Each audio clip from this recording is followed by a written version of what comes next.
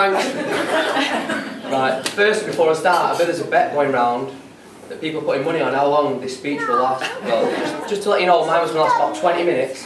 Then Shauns asked me not to mention of his ex-girlfriend, so we're on about 19 minutes now.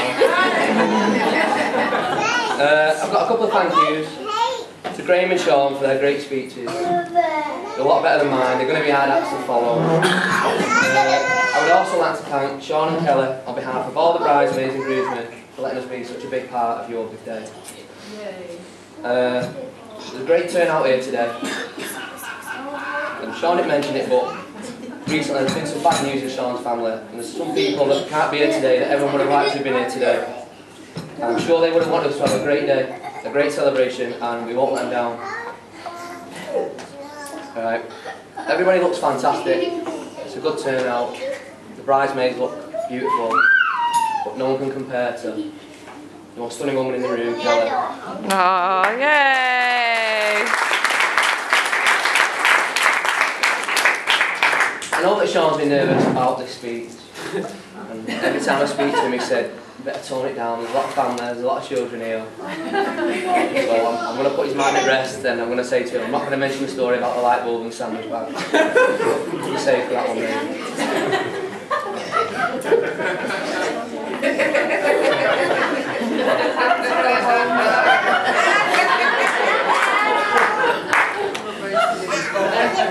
That's about later at the bar if you want. It's a belter. The next bit of the speech was going to be about how much me and Shaun knew each other, but he's just mentioned it then. We did grow up together. We were pretty inseparable. We went everywhere together. As soon as we looked old enough, we went into the straight public confined with all the lads. We went out on the lash, and Shaun was the biggest drinker of the lot of us. He was a bit of a beer monster. And believe it or not, sometimes he got so drunk he couldn't walk home, and it was my job to carry him home. And it got to the point where, when he lived with his mum, Pat, I had the alarm code memorised. We had to carry him in the house, sneak out the front door, I got halfway down the road and Pat would go, Andy! How have you let him get like this? And I got for it every week. It started at the very first house party we ever went to. We went to Hannah's house, and Shaun had his very first taste of gin. And it took 4 of us to get him home that night. But no one wanted to be carrying the legs. He didn't quite make it to the toilet that night.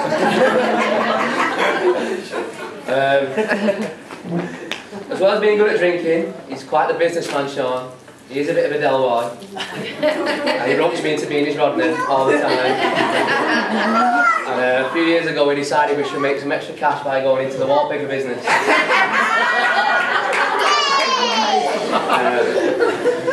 He found a big skip at his uncle's skipyard full of Linda Barker designer wallpaper. And he decided we should put it in storage and distribute it out the back of my van. We broke our backs, we took it to every car boot sailing off, every wallpaper shop, and then we cut our losses, decided nobody likes Linda Barker wallpaper. So we had to pulp Linda Barker at the local tip, didn't we? We made a bit of a loss, and we both hated Linda Barker ever since. Shaun's had a few nicknames over the years. If you would have gone to school with him, you might have known him as Shaun the Prawn. If you worked with him, you might have known him as Sausage or Susan. But my favourite nickname is Savnav. Wherever he goes, he knows a shortcut. He knows a quick way home, he knows how to get somewhere quicker. And the best example of this was when we went to Milan to watch United. We went on a day trip and... Come on. There was 12,000 of us there that day. We turned up in the 12,000. 12,000 United fans? That's when we was Yeah. There's proper support that. We turned up in the city centre on the day trip. Everyone piled on the coaches, and every United fan was handed the same mat. And I've not even been to Milan, but it's just all wine bars and coffee shops. And there's just one football pub in the very centre, and every single United fan had the same idea. Let's go to this one pub.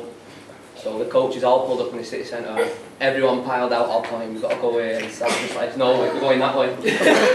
So we're down every single alleyway, little side street, and we were the first United fans in that pub, weren't we? And no one else could get in, could they? No. We were there. The bad thing was we was there about 8 o'clock in the morning.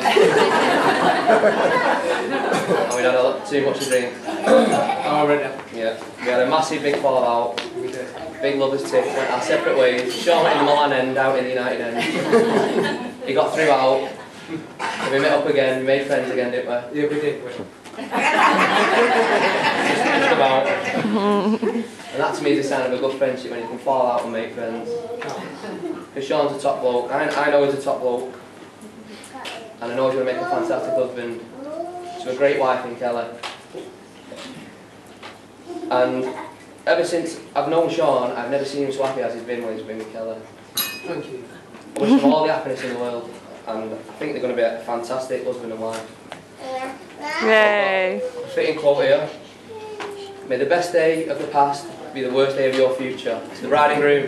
Bride and groom. Yay. Thanks.